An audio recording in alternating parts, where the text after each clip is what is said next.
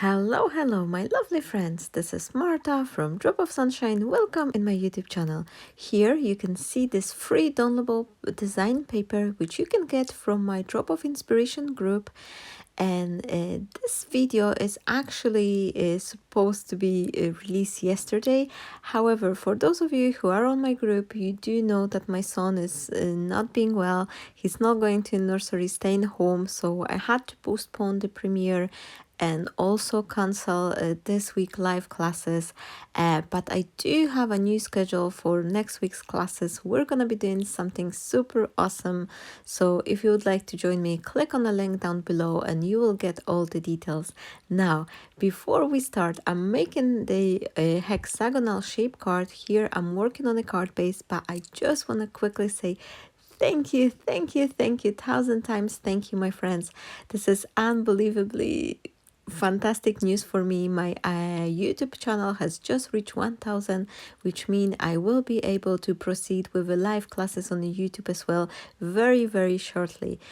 On this occasion, I've decided to create a little thank you card as my way to say thank you to all of you, my friends who join my channel, who subscribe, and who's been supporting me through my crafty journey. Now, for my card, I've cut two hexagonal shapes using the largest die from the creative die set, and now I'm taking a piece of the blank paper which I ran through the embossing folder. The main idea for creating these strips is to use any type of the embossing folder you have which has the busy print. And once I emboss it, I am just cutting it in 1/2 inch size strips. And here you can see I'm using my guillotine. And I'll give you one tip, my friends. You have to be very decisive once you're making this chop, because whenever you're slowing down your plate, you're actually causing the tearing of the paper. So one quick cut that will provide you with much more cleaner look. But if it happened to you, don't worry, just take a scissor and trim those little bits, and you'll be ready to go. Now, another great idea is once you cut your paper strips, just take a piece of the pencil and just mark them straight away. This will help you to avoid so much hassle later on to try to puzzle them back, because if you would like to have this look of the continuous pattern, this is the great idea to just keep them numbered. But if you're using any design like on the embossing folder, which is like a trellis or something which would not really matter, then you can skip this step. Now I am placing my strips on the card, trying to decide what width I would like to have on my spacing. And I'll give you the best tip ever. If you would like to adhere your strips to the paper and you would like to have this nice same spacing, there is no better idea to use it than just score your paper. You will create yourself this way this guide which provides you with the lines where you can adhere your strips. No one will see those lines from the top of the card, but you will have this guarantee that your paper is not gonna go on the angle and you're not gonna end up with having uneven spacing. Here I'm doing a lines which I'm keeping in a pattern every 1/4 of the inch for the spacing, and then 1/2 inch for my paper strip, and then again 1/4 of the inch, and then 1/2 inch, 1/4 of the inch, and 1/2 inch, and I am scoring my whole paper. And as you can see, I've started from the middle. And the reason why on the jobs like that, when I'm scoring for having the strips, I'm starting from the middle, is that I will end up in the same kind of a position for my strips on the top, on the bottom. Because whenever, if you start from the top, then on the bottom, you can end up having like a uneven, spacing. It would not really matter, but I like this card to be looking super nice, pristine, luxurious. So I would like to have everything done in the best, professional way, if I can say so. Now, I've noticed I'm needing one more strip, and I'm just gonna be start gluing them. Now, I'm using double-sided tape for that, and this is really, I am recommending you for gluing the strips like that to use the double-sided tape. The double-sided tape, it's not gonna cause your paper to wrinkle, and it will give you this nice pristine look all the way down on the edge. However, I still recommend to add a drop of the glue just through the center, only on the center piece of the strip. I'm making this very thin line for two purposes. First and foremost, it will give me this little slippery surface so I could adhere my paper and move it around just 1 or 2 millimeters if I have to, just to make sure it's super straight. And then secondly, if it ever happened that the double-sided tape will dry out and the strip would be, losing their stickiness, it will never fall off because the liquid glue will bound it forever. Now, as you can see, I've created myself this absolutely gorgeous look, creating those strips, and my embossing pattern is just meeting all the way down. You can't see it from here, but if you look on the card closely, you can see definitely that there is continuous pattern, which I absolutely love it. And I love this white on white look, and the strips are super straight and no one can see those embossing lines apart from the back of side of the card. I'm not bothered about it, but if you do, you can cut another hexagonal shape and just glue it straight through to the back side of your card base, and no one will ever see it. But I think this is looking nice, and if you open up the card and you see those lines, it doesn't really take off from the card. Now I'm taking my scissors and I'm just chopping off the excess. I am just following, I'm gently putting my scissors right to the edge of this hexagonal shape, and I'm just following it. It's very easy, and you could still use your die and put it through the die cutting machine back again to cut you the hexagonal shape. However, because we use the embossing strip, I wouldn't like to do so, and I would not recommend it because the die cutting machine could flatten up your embossed areas, and you don't want to do this. This is a beautiful design, or whatever embossing folder design you're gonna be using, it's gonna be looking beautiful, and you don't want to squish it by sending it second time through a die cutting machine. Plus those strips, they really 1/2 inch, so it's straight cut, so it's very easy to do. Make sure, my friends, that you're gonna be wiping off your mat or whatever work surface you're working on, because I had a blob of the glue on the back of the card. However, luckily for me, it's in this place when I usually attach my logo label, so no one will ever see it. And this is a time when I'm just gluing together two pieces to create the card base. I didn't do it at the first place because I knew I will be adding those strips and I'll be needing to cut around it. So it's better to work on the card front, and once you're ready, then you can attach your two pieces together to create this top hinge card.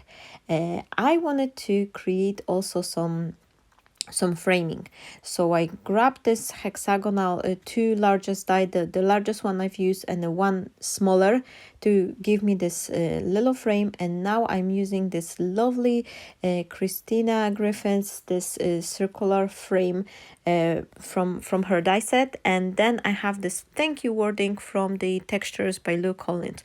All of the dies I am showing you today, I will give you a link down below, and they are coming from the Craft Stash. This is absolutely amazing. I love shopping with the Craft Stash, and for those who watch my previous videos, you do know that this Christina Griffiths die, I've bought them 4 sets of them. I've bought them for £20, so they were like £5 each, and they're absolutely massive. There is like dozen of dies, like one of the set has even more than 20 dice, and they're absolutely bargain. So keep an eye. I usually give you a shout. I'll give you a post on my Facebook or on the CraftWorld whenever these fantastic offers happen, but they're absolutely gorgeous, and look, the size is just perfect. Now, for the framing my hexagonal shape card, I went with the white frame. First I thought I maybe could do a gold one, but then because I'm having this circular frame also cut in the gold, that will be too much, and I want my card to appear as bright and lightweight colors. And having too many gold accents, that will be just unnecessary darkening up my card. For my frame, I'm using the liquid glue, and make sure you push this glue with your finger around, because you don't want to have any areas which are not gonna have glue on it, because on these areas your frame will be lifting. What I did, I matched the corners first. Whenever you attach the thin frame like that to your card, whether it's hexagonal or rectangular or whatever shape it is, make sure your corners meet first. Do not press it firmly, just gently put it on top. Make sure your corner meet first all the way down, and once you're happy with it, then you press in between, and that way you have this nicely adhered straight even frame. For the golden frame, I've added only the drops of the glue on those wider areas when this lacy patterns meet. So I didn't glue it all the way down. All these pieces are still lifting once you look on a card, and they give this beautiful dimension. So I only just did a couple blobs of the glue. And now I will be working on my sentiments.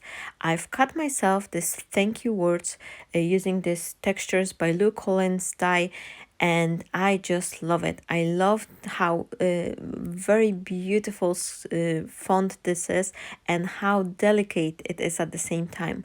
And I cut it 4 times from the white paper and the last top layer from the glue one.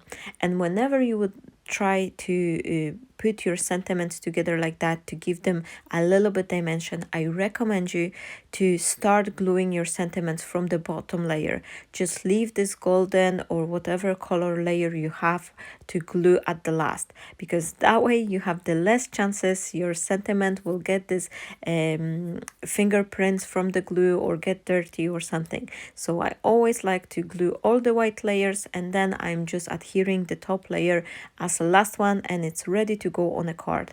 And having 4 layers, I think 4 or 5 layers of the white paper underneath the sentiment, this is just perfect. It gives this a beautiful like chipboardy look. And if you would like to have your sentiments to appear as they were done from the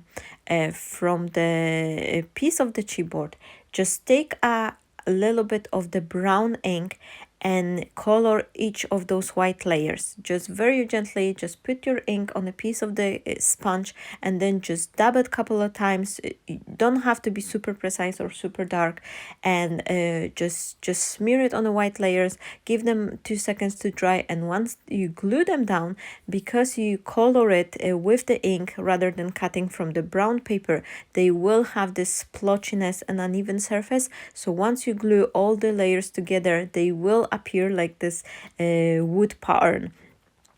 So it's something I really recommend you to try, and it looks beautifully. Now I'm grabbing all these beautiful dies to create myself some flowery composition. This is just a combination from the Christina Griffin's die. There is some Simply Made Crafts by Helen Griffin here. I'll give you all the full list of the supplies. For this spiral flowers, you can see this first 2 dies. I'm using the thinner paper. All my paper, all this design paper is actually printed on 250 GSM paper, because I like this weight, because it's great for making a card base and cutting elements. They always like, especially when you have this thin leaf die like that, if you cut them from slightly thicker paper, they just hold much nicer. But the flowers, I knew I'm gonna be spiraling them together, and I wanted to have this lightweight paper, so I just used 120 GSM cardstock for that. And for my paper roses, I actually print the design paper from both sides. So I just put it through the printer, then I put it upside down, and I twist the paper, so I have this pink side on the both side, because this pattern paper, they just like a ombre look. The way I've designed them, they are ombre look, and you have 5 of them, so there is a good representation of the colors. They are on a Drop of Inspiration group if anyone would like it. I also have a lot more design papers over there, either on my group or on my Facebook fan page, and you can also find all my papers to download on the CraftWorld. I am on the CraftWorld as on the expert section. You can scroll down and there will be my name, and all my free downloadable papers, they are on the first top post on my expert page on the CraftWorld. So if you would like to check them out, that would be nice. And if you create anything using my own design paper, please share it, tag me, and you can share it on our groups. I do have the Drop of Inspiration group on both Facebook and the CraftWorld. So if you show your cards there, I will see them.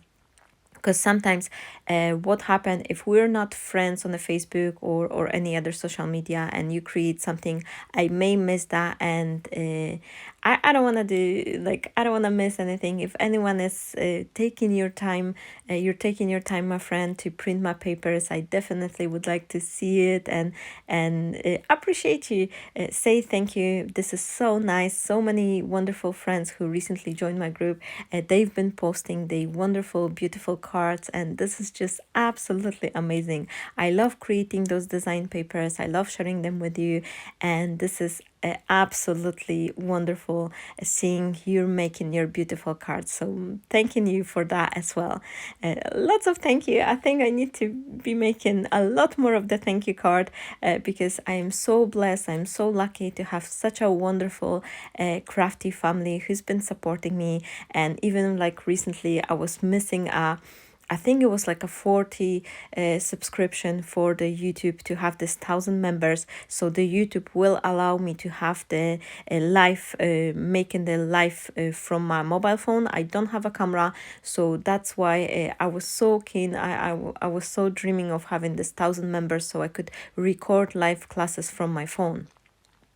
So my friends, my beautiful, wonderful friends, Cindy, Susie, Ella, everyone were sharing the post with the link to my YouTube page, and this is wonderful. This is absolutely amazing. I couldn't be more blessed having such a wonderful, supportive friends. And thank you to you girls. Thank you to everyone who recently joined to this channel, and I am so happy, so blessed. I think I still have to wait several days because I thought that's the first day when I'm gonna be reaching the 1,000 members, I could do it straight away.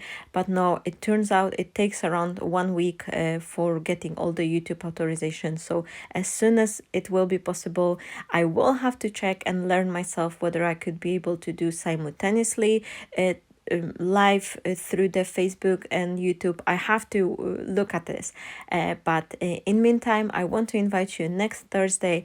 I will give you a link, and maybe I just add a little bit extra for you to see what's the project we're gonna be making. I post the video on the Facebook, so if you would like to see it, this is absolutely fantastic project I've got planned for next week, and I think we're gonna be doing over 2 sessions because it will be too long to do it on a one go. Now I have all my elements. Going back to the card because I'm talking too much, but I'm super excited, my friends. I am over excitement with everything. Obviously my son is being unwell, so that's taken a little bit less. I've planned to have some 1,000 member celebration, but we're staying home, and I'm trying to comfort him, and I have less time for crafting, but nevertheless I am so happy, my friends. Absolutely, this is amazing. Anyway, going back to my card, I've used my design papers to cut off all these elements, those berries, leaves, flowers. You could see I could shape, I was shaping those roses. It's very easy to follow. You just follow the pattern. And what I like to do, I like to take the tweezers and just twirl my petals, curve them on the way back so it looks much more natural. And then for the purple flower, I use this a large pearl in the center. I'm using a drop of the florist sizzle because this is something which I like to add to my cards for 2 purposes. It's provide this nice cushioning where you can put your flower composition on the top, and then it gives this nice rustical look when those little strings are looking through in between the composition. Now I am just trying, there's no rhyme and reason, I am just, you know, putting those leaves and flowers and just trying to see what's looking nice. But one thing I want to tell you, my friends, I prefer 10 times, I prefer to cut the elements from the design paper or cut them from the white paper and color them with the inks rather than just use the plain papers. And I think this gives more natural look, and this splotchiness or uneven surface, this all add the texture to the card, and I think it looks much better than cut it from the plain color paper. So try this. You can do a little experiment, just to make two of the same card and use the same flower leaves composition exactly the same on the both cards. When on the first one you just cut it from the plain color paper, like pink, green, whatever color you would like to do, and then on the second card do exactly the same composition, but cut your elements from the white papers and then color them using like distress ink or something to give you this nice splashy effect. And once you will put your composition together, I guarantee to you, you will fall in love with the one which is cut either from design paper or the splotchy color paper you created yourself. And this is just lovely. I just love it. And once I try it, once I've cut a couple of leaves from the design paper, that was it. I can't imagine them to be like just a plain green color, not anymore. Even if I cut them from the plain color cardstock, I will just add some white splashes from gesso or something like that, just to give it a little bit texture. Or another good idea is that if you have like a lovely script pattern stamp, like this background stamp, you can stamp all your elements with this stamp using the same like tone on tone look. If you have the plain green color paper, just use this green ink, stamp on top of it to add that texture, and that will take you to the whole next level. It will give you this beautiful look. Now I'm just gluing the elements, and as you can see, I've added a couple of leaves, flowers, just a nice composition concentrated on the left bottom corner, and then I'm gonna be adding the butterfly on the opposite side. And I've kept my sentiment loose. However, once I was gluing my composition, I was keep that sentiment in the circle, so I knew where about it's gonna be. I like to leave my sentiment to be glued at the last one because I never know, maybe it will disappear and that will need some banner to enhance it furthermore or something like that. So I'm keeping my sentiment loose until I'm happy with all the composition, and then I am adhering my sentiment at last. However, I like to keep it in the area where it's supposed to go, because that way I can see where I'm gluing my composition, that the leaves are not coming over to cover it up or anything like that. So I had a little bit of wiggle to adhere this butterfly. I cut two at first, and then I actually doubled them up, so it got this nice like a double wings, and you will see it at the beginning. And for my sentiment, I'm using the glossy accent glue first, because it's a very strong adhesive. Not many people usually say like, oh, I've been using a glossy accent to create this nice enamel surface on the top of my die cut. That's the one you use, but the glossy accent is still a glue and you can use it.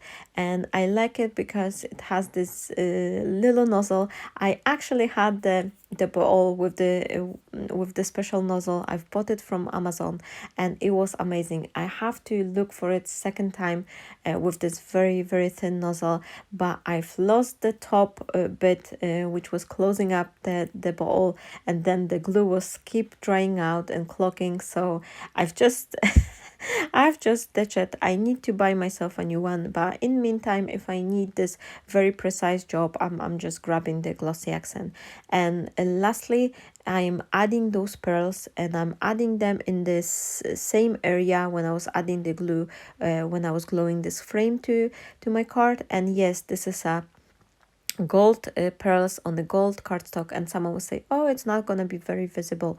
Believe me, my friends, once you look on the card, this provides this beautiful dimension, and it's just perfect finish for this card. You will see in a second all the closing up for us, and I hope you will enjoy this card. Thank you so much once again to everyone who subscribed to my channel, and thank you for supporting me on my crafty journey. Stay blessed, my friends, and I will see you next week. Have a wonderful day, and thank you for watching, and bye bye.